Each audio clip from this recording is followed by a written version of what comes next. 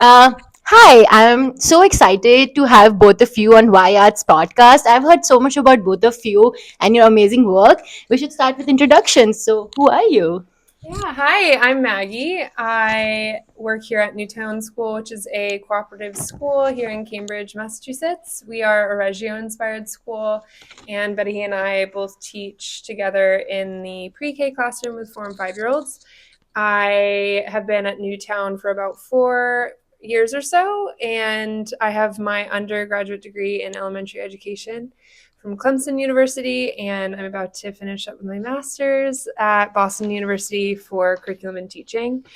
And I love the Reggio approach. I found it post graduation, and I haven't left, and I'm excited to talk more about it. Hi, I'm Vaidehi. I also work at Newtowne School, and Maggie and I have been teaching partners for 3 years. And yeah, I have my master's in special education, and then I fell in love with the Reggio approach, and I wanted to dive deeper into it. And so I got another master's that focused on the Reggio approach. Um, and now I am lucky enough to practice it every day. So yeah. Yeah, that's awesome. Thank you for sharing. And I'm curious, like before we jump into like more of your work, I'm curious to know like what is the first memory of which you remember in your childhood or like early years in classroom which you felt like, oh, like this is creative, this is artful, or this is something makes me excited in your like different schooling journeys. Yeah, go ahead. Doesn't have to be in classrooms or can be somewhere Yeah. outside as well. Yeah, I had two thoughts. My first was actually later in life. Was when I first toured a Reggio-inspired school here in Cambridge, and it was a small, story. But my one of my teachers at the school was, working with me on this project. The students were taking ice cubes out and thawing them, and I immediately took, not knowing all the materials away, I took the ice tray away, I took the hammers away, and just assumed we were just to leave the ice cubes. And she encouraged me to actually leave all the materials and see what the children would do with it. And I think that for me was such a moment of clarity of that the reason we're doing this is to inquire and wonder and see what happens rather than assuming a fixed outcome. So that for me opened the door to Reggio, which is such a minute part of it, but I think that really changed my perspective. And then as a child, I think a lot about just having creative time in my room and just having a safe space to read books and draw and paint and just never be judged and just think in my own space. And I love doing that to this day. So I think for me, I have two kids. So my children were like seeing my children actually create things from anything, was an aha moment for me. And I feel that's where I wanted to, that's where my, I was intrigued with the whole process. And, how they say that when kids say getting bored, they're getting bored. Let them be bored, because that's where the best creativity comes out. And I noticed that, and I think now I live by it. How they can actually come up with their amazing ideas and find things to do with the smallest things around them, which we would have never thought as adults. Yeah, Maggie and I were talking about that today, that I think we overthink as adults, and that's where we are, like, we get stuck. Whereas the children, they just go with the flow, and it's just amazing. Yeah. No, that's so beautiful, and I'm because I'm also very biased towards retro, and I'm not sure like everybody knows more about it. So I'm curious if you would want to like share also more about like how you have seen like so much of like there's art, there's creativity, and but like which is more process led, especially in Reggio, and like so much of thinking and creativity comes through like doing, and there are like so much of materials involved. So I'm curious if you want to like share more about like how has your journey of looking at children doing in this Reggio inspired way have evolved working with children about art and creativity over time. question. And if you remember, like, you can also share like a specific anecdote or like which kind of helped you shape how this like arts and creative ways has been really supportive of children to think. I think I always feel there is a very deep connection between how artists work and how children make meaning of things around them. And, because when children are making meaning, they are thinking in metaphors, like they are actually not just working with materials, but they are transforming it. Like they are having a dialogue. They are giving life to inanimate objects, and that's how they make meaning.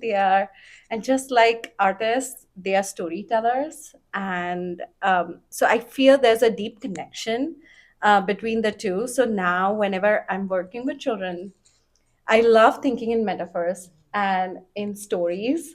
And yeah, I think that's been a very transformative thing for me as for my thinking. Yeah. I think for me, I come from a background of very structured learning, and that's taken a lot of adjusting and a lot of unlearning, actually. And especially being in this space, I think, even families coming in and, our expectations are that everybody makes the same product or everybody, does things the same way. And I think that what this space honors for children is that that's not going to happen. We're not going to see the same products. Children are going to reach maybe the same conclusions in very different ways. And I think one thing I've had to let go of is just not having a fixed outcome again, using that term, where children aren't going to approach it. Even if you change one little thing the next day, they're going to do it completely different. So I have loved, working with Vaidehi because we trust each other enough to challenge one another, to just change a little bit. And I think this class has just honored that in so many ways, and you can see it. It's like a living organism. So, yeah. No, that's amazing because it also makes me think, because even I grew up in a structured environment and then I worked as an atelierista, and I think that is when I think all my unlearning came, because even when we see, and there's a lot of misconception on like early children and like their intellectual capacities, right? And I feel like, oh my god, children are so smart in the sense of they're so unhinged in the way they ask questions, and I feel the world can take more of this like honesty. Yes, And right, and like it's so, I love how like they're so curious, so observant of the minute detail which even like the adult eye would miss. And I'm curious, like what has been your experience working in these like different artful ways, because there's also like this idea of like arts being like a 2D drawing, but when you do it in classroom, it's more driven into the curriculum, quote unquote, or the process of like how these themes are emerging for the children. So I'm curious, like what has been your observations about these things? Yeah. I feel in our classroom, especially, art is a language, right? So, and it doesn't only have to do with art as drawing and fine art. There are so many different forms, and like that's what we honor here. Like, the 100 languages of children, that there's just not one way of expressing themselves.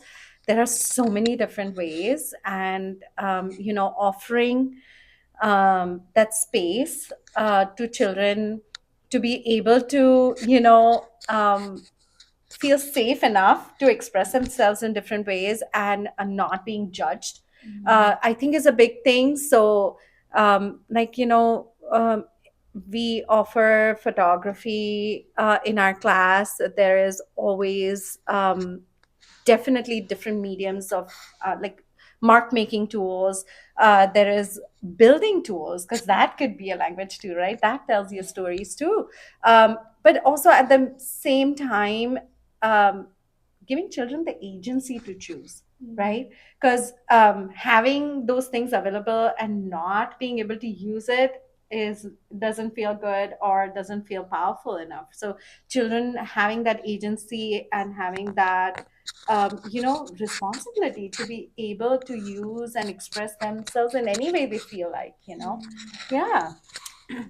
I was also thinking a lot about, when you asked that, about how our goal is to have, especially in an arts inspired classroom and philosophy, is to have the children not only build relationships with us, but with the materials themselves. So I think getting them to trust the material, to work with them. And I think also following their lead. Like when a child says, I'm not ready for clay, or I'm not ready for this tool, to not give up, but to also give them the space to come to it if we find a different entry point, right? So a child who might not love mark making at the beginning of the year, which happens all the time, and we hear from families all the time, understandably so, that they want their child to practice fine motor skills and work on, self-portraits. And it's our job, especially in this space, we have flexibility to find an entry point that works for them and then trust them to guide the way, right? And as they develop these relationships with the materials, whether it's clay, mark making, building, they're creating their own toolbox to conquer tools and use them going forward. So, Vaidehi's favorite medium might not be mine, but that doesn't mean I'm not going to try and experiment. So I think, being really transparent with them too about our own challenges, and about the things we struggle with. We made self-portraits today and we shared with the kids, we are still learning how to draw. We're not experts. We still have to practice, and it might not look the way we expected it to, but we get to try again tomorrow. So, yeah. Yeah, no, that's so interesting. And I love the idea of like agency, like 100 languages, and like how every child has different ways of expressing. Because it also makes me think about like about your thoughts about like how these are different like ways of like making meaning. And like there are so much of like developmental milestones which you could see when they're creating these things. And I'm curious, like, what has been your idea when you do documentation, especially for like people, like cognitive development, and like what are the things which are children are actually learning? Because there is often like things like, oh, they're just doing art, or they're just making something, but are they actually learning, quote unquote? That there's so much of push for like literacy and math and like generally.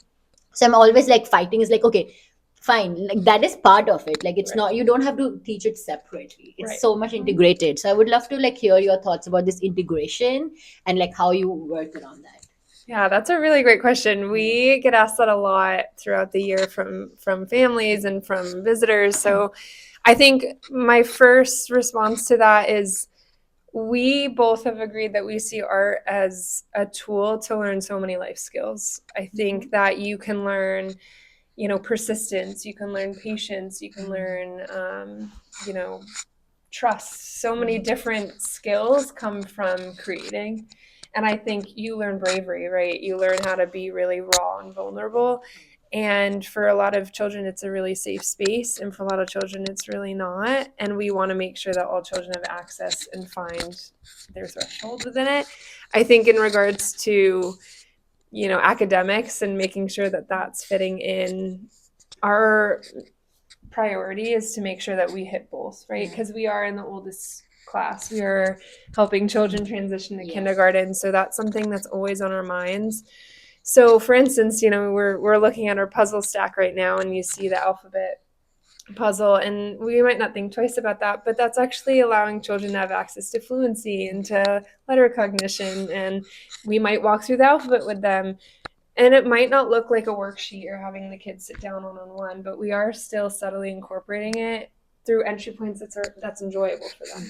So if we're going to sit them down and read, but they're not interested in reading, they're not going to learn. But if they are interested in trucks and we get books about trucks, they might want to. So we just have to be really creative. And of course, that requires, our attention and intention, but it also requires trust between us and families and the kids. Yeah, and to add to that, documentation has so many different roles, and it can be different for different audience. So when we have raw documentation in the class, it's a living document, right? Like, so we keep working on it, we add to it. However, when we are thinking of documentation for families, then that's how we structure it, right? So we have weekly newsletters that we send out to families, which highlight the work that the children are doing and the work going behind this maybe simple looking activity that your child is doing. And when the families look at that, they're like, whoa, we did not think about this, but it is so true. And even then another level of documentation is where you document for the community to advocate for what the children are capable of, right? And early childhood as a field. So there are so many different roles that documentation can have. So I think remembering that, and like remembering why are you documenting is also very important. And how you bring it out, right? So That's super interesting, because it also makes me think about this like idea of like access, because I'm also curious like what are your thoughts, because I see like so much can be done just with like pen and paper and some colors. I feel there's also a lot of this like thought about, oh, it has to be like fancier materials or expensive materials. So I'm curious to know like what have been your journey about like working with different materials, finding materials, and then kind of integrating that, because I feel like that is also very helpful for parents.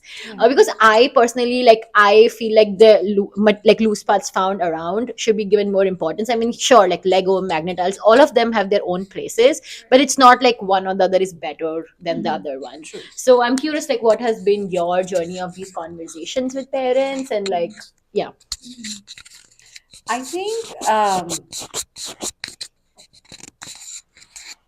with with materials, I think it's like, when we are setting up provocation, right? um, yes, beauty is one part of it. However, the most important thing about aesthetic, like people, it's very easy to define aesthetic as beautiful, but there is so much more to it. There is, how is it inviting? How does it make the provocation magical? How does it make it inviting for the children, like in the sense of challenging? Like there should be a little bit of challenge to the provocation, not to the point where the children are not successful and they're getting frustrated. However, there should be something that they're not bored and they want to try and they're curious about it, right? So I feel any material you pick, does it have all these characteristics, right, to make the provocation, like inviting for the children, at the same time setting it up in a way that, yes, even I would want to go and work, right? And also, I think the other part is that, however, you just can't put a bunch of materials together. I think also thinking about, like, we call them material friends, because it, like, if there are two materials that just don't work together and you're going to put it because it looks good, it might not have the same effect as materials that, that actually are work together, go together, and children feel like they can engage with it. So I think those are such important things to keep in mind, and not just think about that, okay, I have to buy this material, or I just don't have this, I can't, uh, you know, set up this provocation. And I think these are just some key things, even for families to kind of keep in mind. Yeah.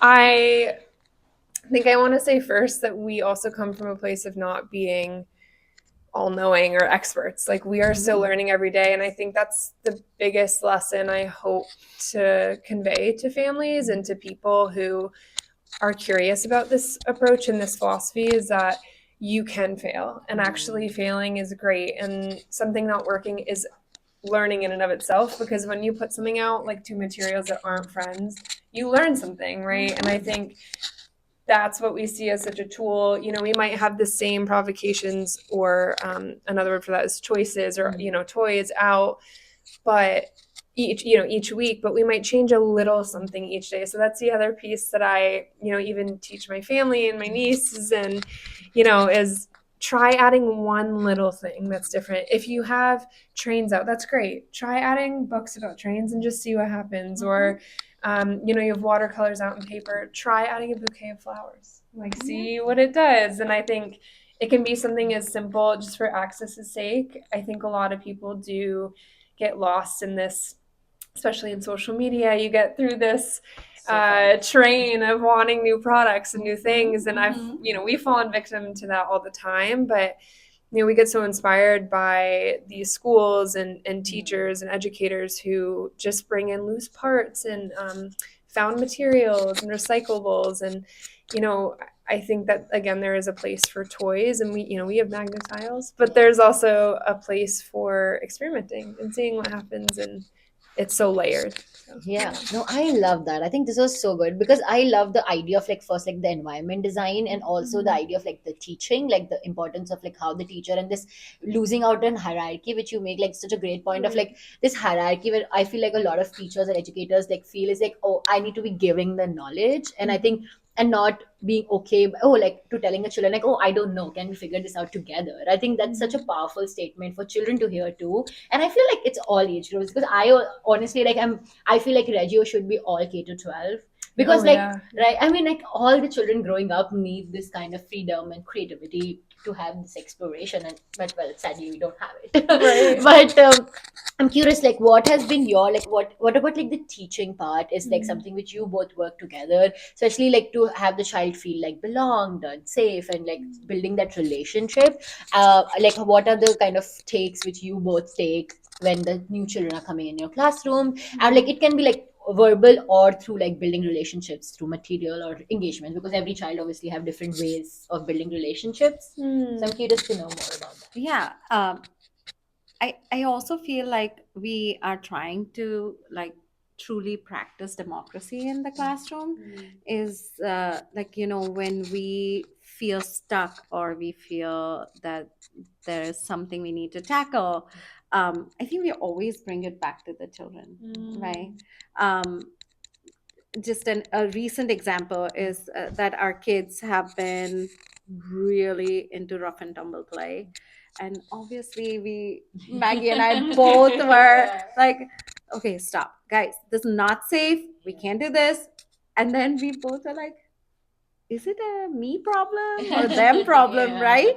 And we actually documented, we took a video of them playing, engaging in that rough and tumble play. We brought it back as a large group, we shared the video with them, and we said, clearly you're having fun.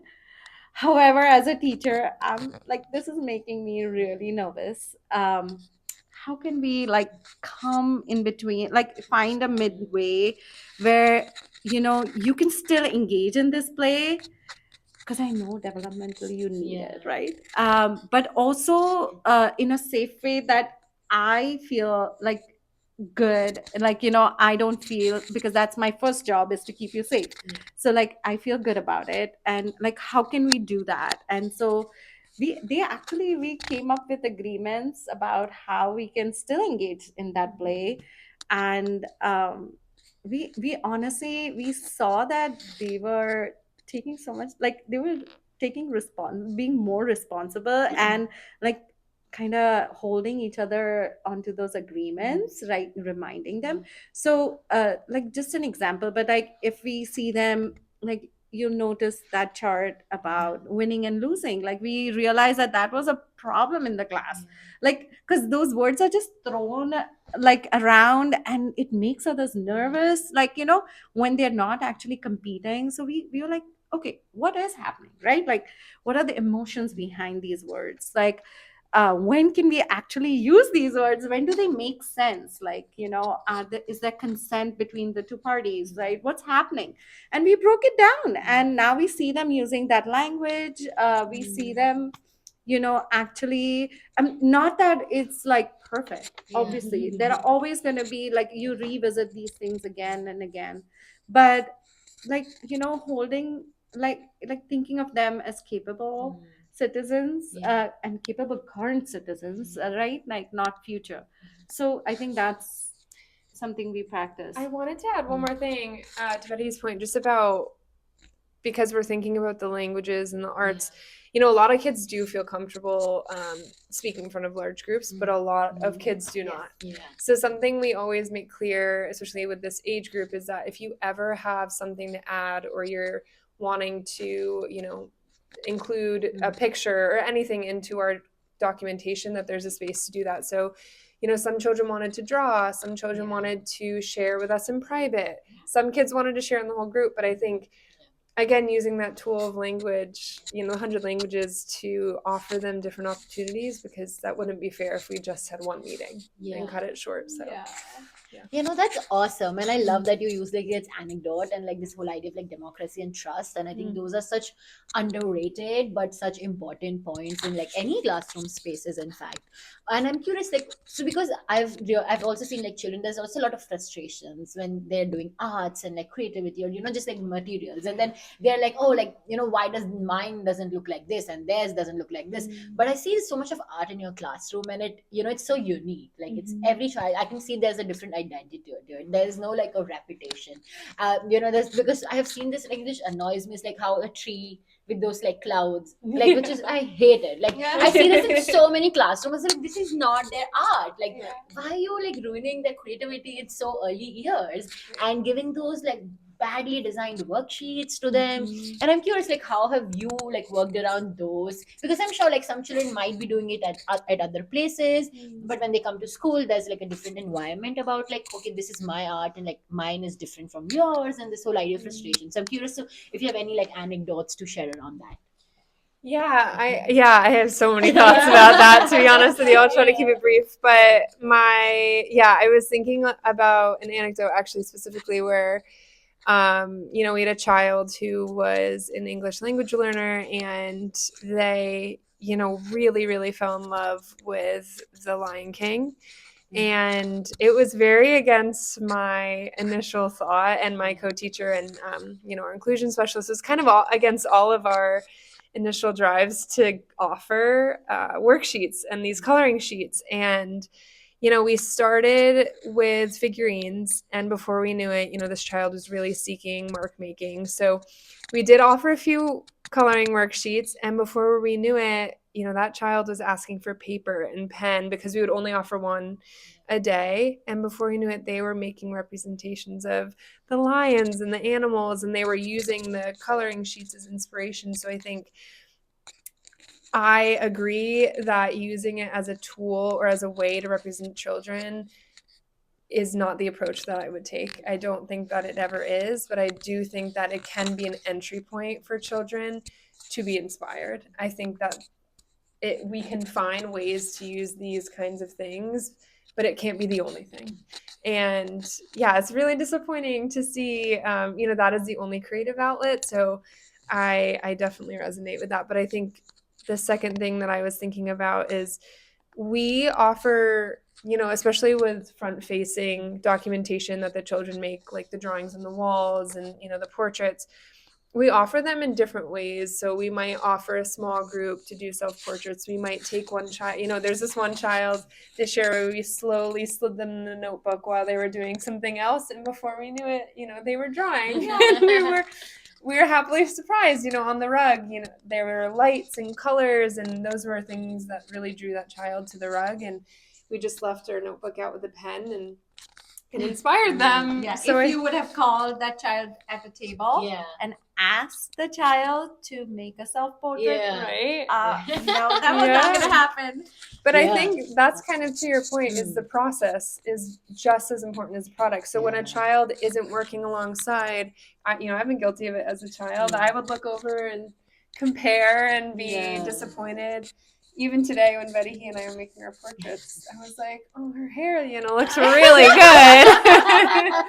But I had to remind myself, this is, and I remind the kids too, we're still learning, but, the brief version is that I think we offer it in so many ways so that they have privacy and, ownership over what they're doing. And those conversations come, they compare, and they're going to compare, but again, hopefully we have a safe space where they can be vulnerable and we talk it through. But I think to your point of, a tree with the clouds. So a similar incident happened this time when we offered portraiture work, right? This child came to the table, went boom, boom, boom, boom. Okay. And we were like, hey, pause, slow down. Let's slow down. Let's look closely. So I think a key is like looking closely, like take a second, just pause. Because sometimes you'll also see, a child actually looking elsewhere, just like drawing, and we're like, it's okay. That can be one way to just like, scribble. But if you're like, some things are intentional, right? Like you're offering it with an intention. And so like there was a parent sitting at the table, and I had invited their child to come make the portrait, and she went, oh, I don't think he's ever going to do that. Okay, because and true, Yeah. he was not into art, like drawing, mark making. Fair. I had him. I sat with him and I said, how about let's look in the mirror. Like, what shape do you see? And immediately it's like circle. I'm like, all right, let's start with that then. Because it's overwhelming to see like, what am I doing? Like, I don't know what am I doing, right? I think breaking it down, slowing down, that's such a key thing, not rushing them. And actually, well, we are privileged with the ratios and stuff that sometimes we can have those moments. I understand it's not possible always, but I think it's just so unfair to the children not to get that chance. So and before we knew it, that child now makes books, like draws pictures that you know what they are, like you can identify those animals and things. But that's how it is. It's not a one day thing. It's not going to happen like a switch. But it takes effort, it takes slowing down, I think, for us too, right? Patience. Like we need that patience. It's hard, but it pays off. Yeah, it does. 100%. And I think I love the idea of like the scaffolding and like modeling that behavior which you're like mentioning about. Again, I think which is so essential is like, how do you ask the questions, the right questions? I mean, right, as in like questions which kind of pushes them to think through, and not giving them like, oh, like do this or that, like just giving them a task based, but be like, okay, can we do this together? Like, what is the challenge you're facing? And those questions which I'm sure you are asking children. And I'm curious, like, what has been your like journey, like specifically like some like, if you remember any specific moment where you felt like, oh, like this which led to like more deeper thinking, or something which kind of came out of a conversation which you have never expected. I'm sure there'll be so much like different projects which are happening, and I'm asking this more in the way of like, sometimes I like children don't like always want to be verbal about things, but sometimes they do some things, and like, oh, this child is maybe interested in this, and that's an entry point as you were sharing, and maybe this child is uncomfortable about something, and they want something else. So I'm curious, like, what has been that as an experience for you?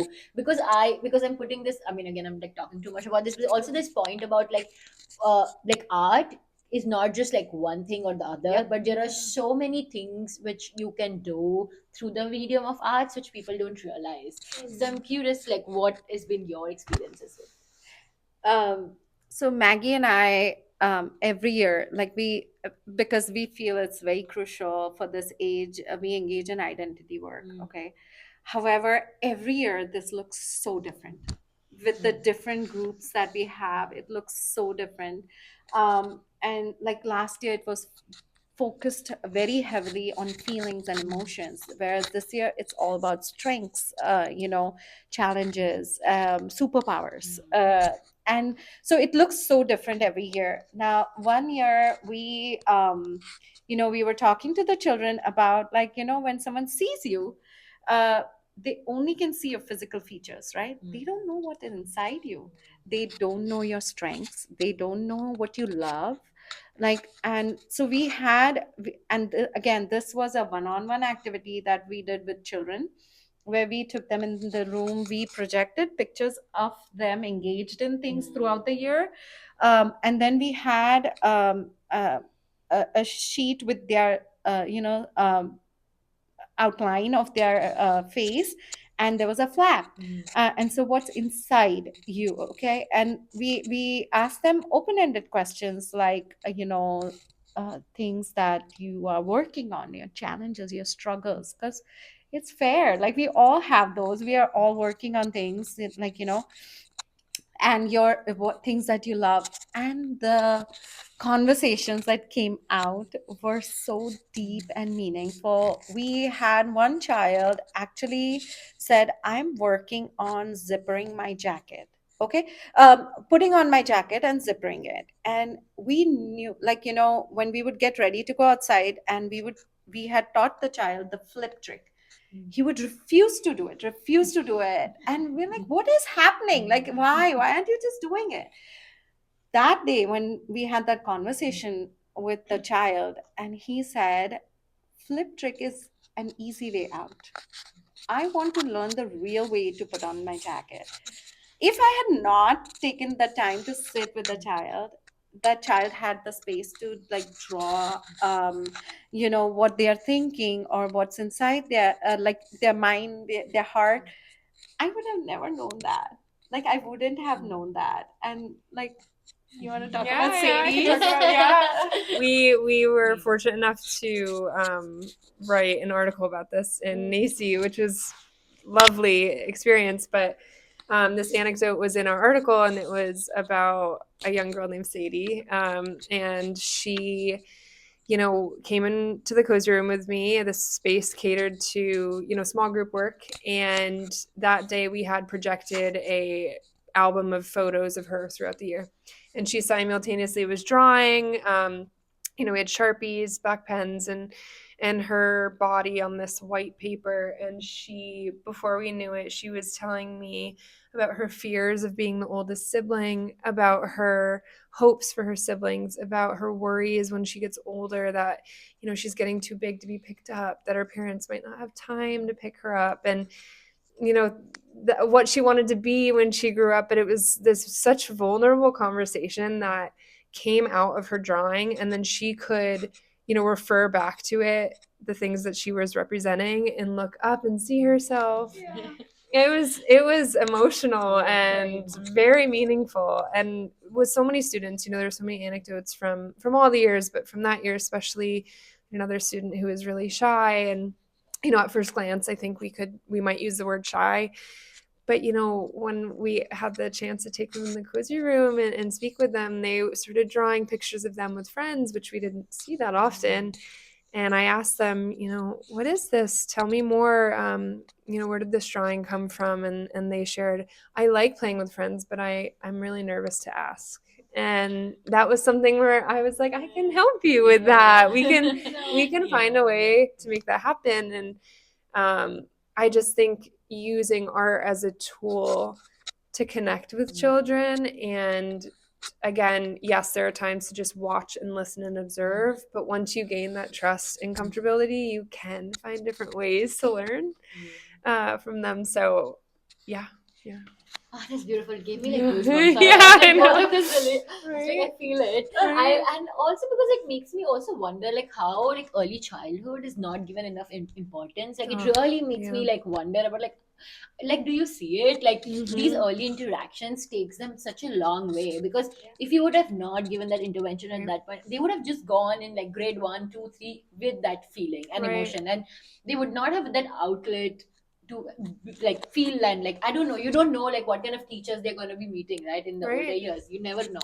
And I think like that is also something I'm curious. And if you have any like conversations with parents later on, because you've been here for a few years, yeah, right, like Yeah, like when they go many. out and be like, okay, like what was it like, especially like to use like art as a way of expressing, as a way of building relationships, which is again not something which people use, because they kind of very early on tag kids like, oh, this is an art kid, this is not an artsy kid. Like Yeah. I was like, no, like that's not the point. It's all about like communication and like just having different ways of thinking in 100 languages. So I'm curious, like what has been your like conversation around this thing?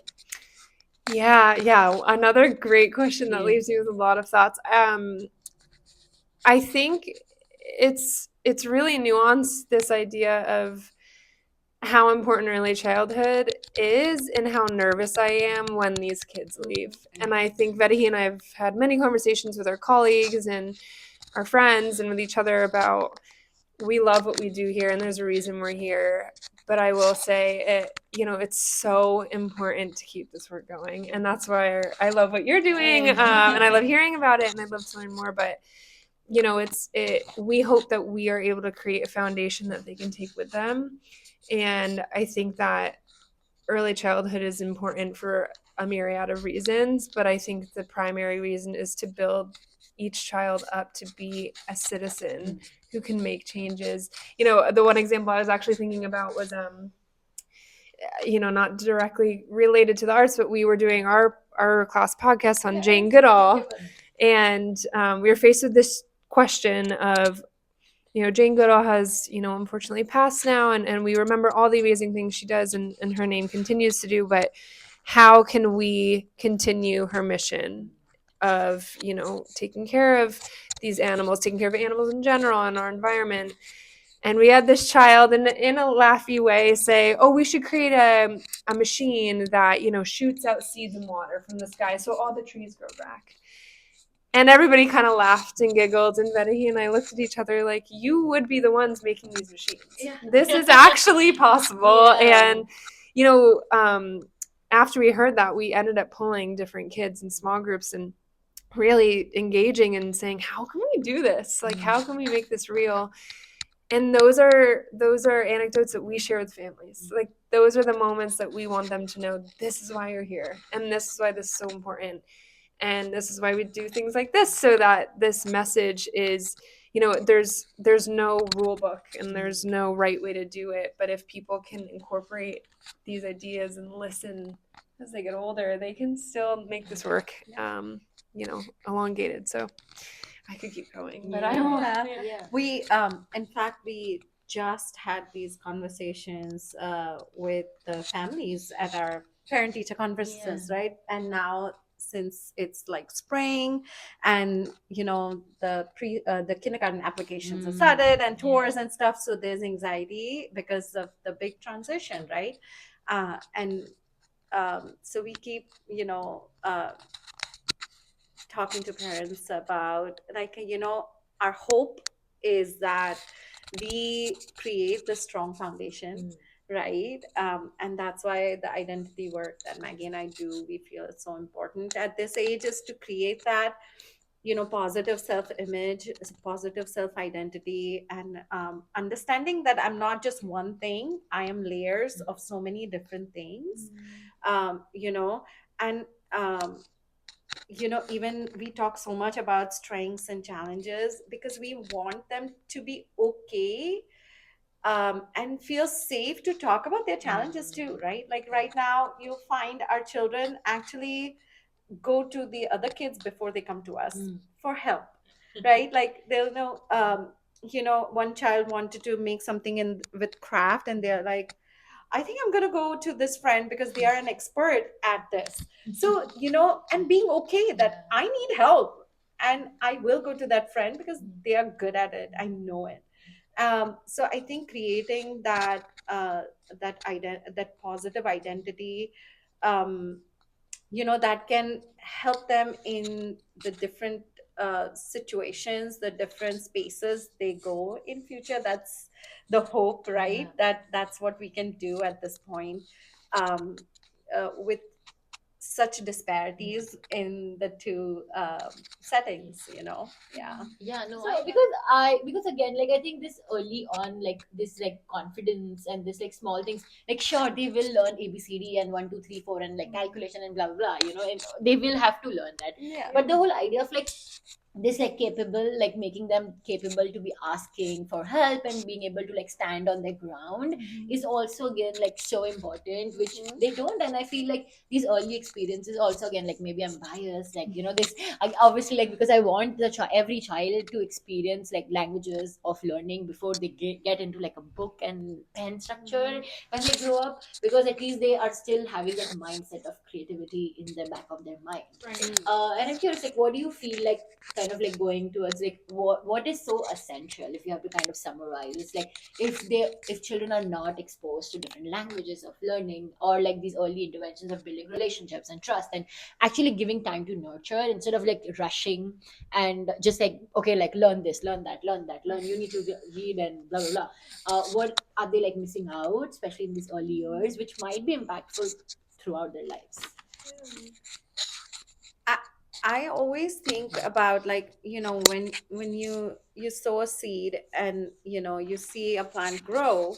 If it's not growing properly, like, what what do you do? Like, you maybe add some food to the soil. You do, so you are changing, you make changes to the environment, right? Like, so I feel if you don't know, or you keep thinking that there's something going on with the child, then it's never going to work. But if you take that time to, like, pause. And honestly, this is something the kids have taught Maggie and me, is that there's always a reason for their actions, right? There's always a reason. You only need to take time to see or find that out. We like that really has helped us, like, pause. We've told this to the child's family too, like, your child has taught us so much, because like, now we've actually paused and we're like, okay, wait, no, we need to see what we are doing. Like, there's something going on, there has to be a reason. So if you don't take the time to find out, if you don't provide them with different languages, you may never know what they're capable of, right? um, um, you know Changing your environment. And that's why the key is that your space cannot be stagnant, right? It has to be a living space that changes and evolves with the children. It grows with them. Year after year, you still find like remains of the previous, like, we have these.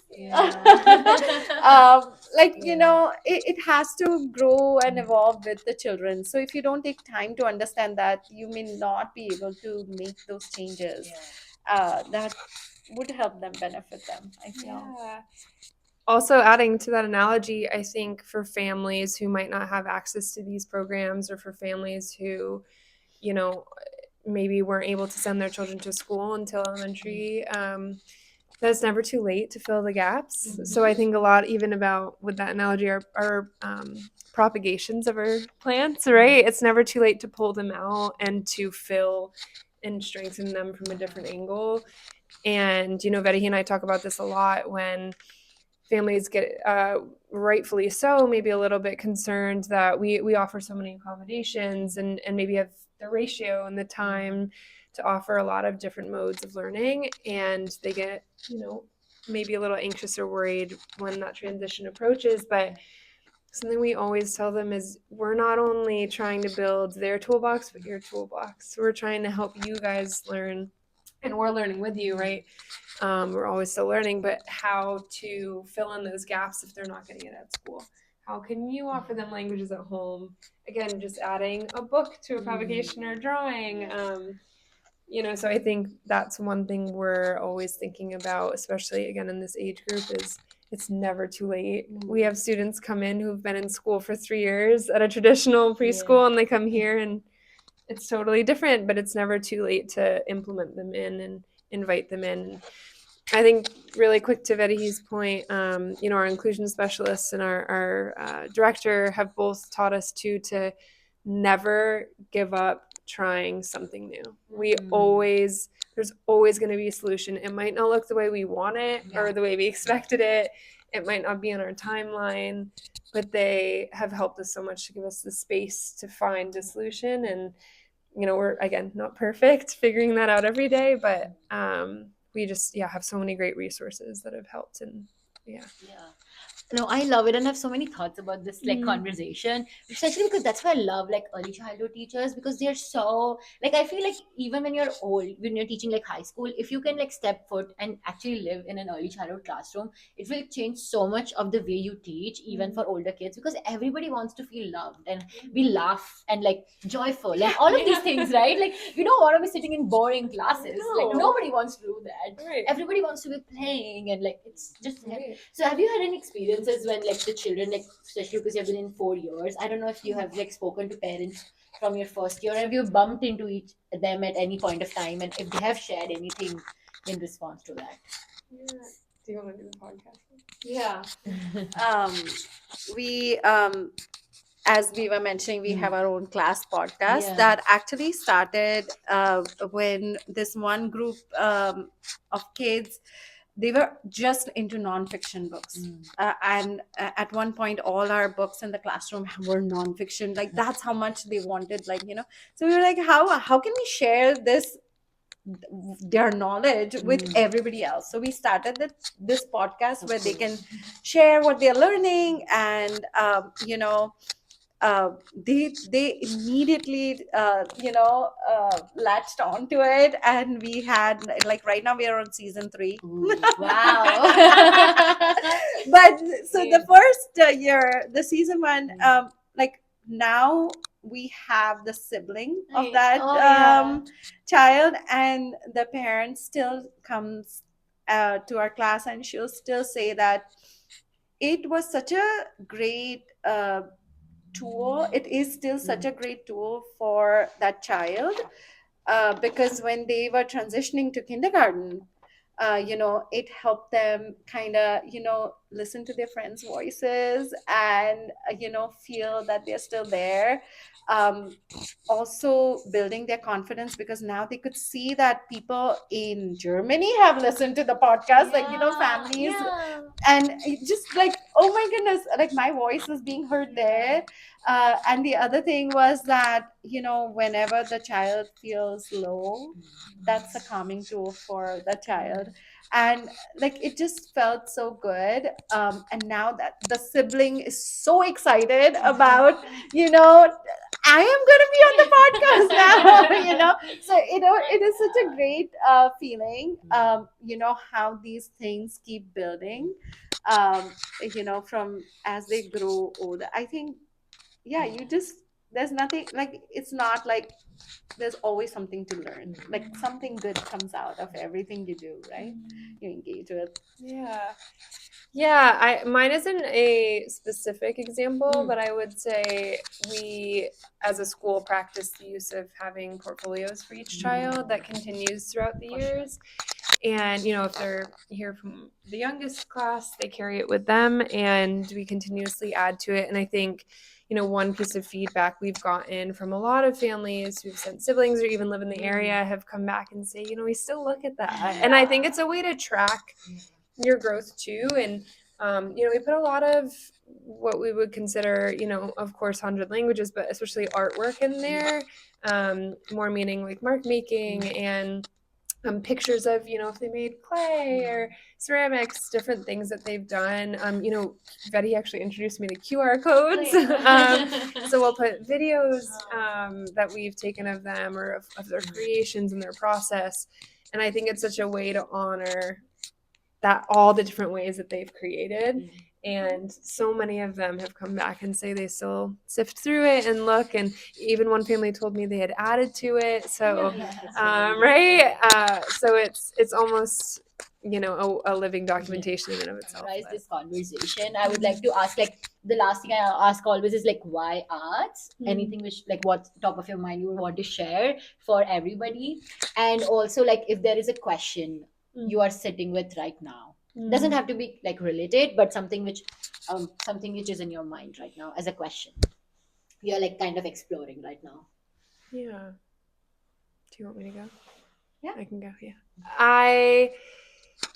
Why arts is a great question, and it's something I think about every day I enter this room. I love that we are able to cultivate a space where everybody is welcome and nobody's challenges or strengths will ever be put down. And I think the way we do that is by offering so many different things and so many ways to express ourselves. And I think it's never too late. I'm going to keep saying that. I think it's never too late to try a medium, to try creating. It does not have to look linear. It does not have to look perfect. I just think that it's almost like exercising your body. You're exercising your brain, and that's why it's so important to not think of art as separate from learning, as separate from academics. It is strengthening a muscle that has to be strengthened, or else we are missing a huge part of life. And I think for so many, it's a safe space. And I really, really hope that, people don't give up on it. And if anything, I hope that this access really helps the community. It's so important. And Betty and I talk about it all the time, that we wish we grew up in a space like this, and we hope that adults come in and feel the same way. But I think a question that I continuously wonder about is how can we make this more fluid as the children continue on? What you've been thinking a lot about is, I just wonder, how can we make this, again, it doesn't have to look exactly like the philosophy that we are grounded in, but how can we make and provide access in different ways of learning to children throughout their careers? Because I think it's looking more and more like one direction, and I'm really worried for a lot of children who don't learn that way. I wasn't someone who learned that way, and it took a lot of people advocating for me to help. And sorry. Yeah, that's what I've been thinking a lot about. So Yeah, I think arts, as we talked about, is so much more than fine arts, right? It's so much more. I feel the thing that it teaches us the most, and it's so important in today's day and age, is perspective. Like that, it can look different to different people. It can feel different to different people. It can be different for different people. So I feel that, and it's so important in the world we are living in right now, uh, to be okay with it, right? To be okay with someone having those different feelings, engaging in different things, feeling different about themselves. Like I feel it teaches us so much.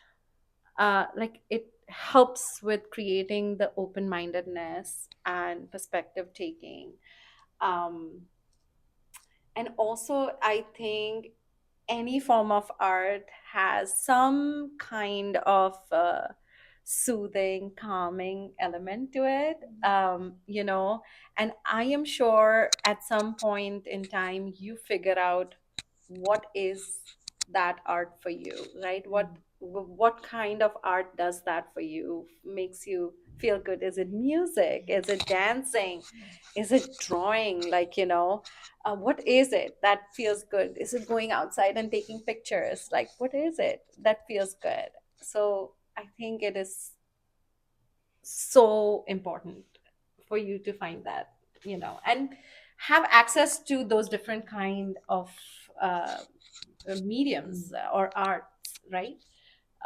Yeah, I think something that I am, it's always, you will always have children, and not only children, adults too, um, who are perfectionists. And I feel like, how can we, how can art support that?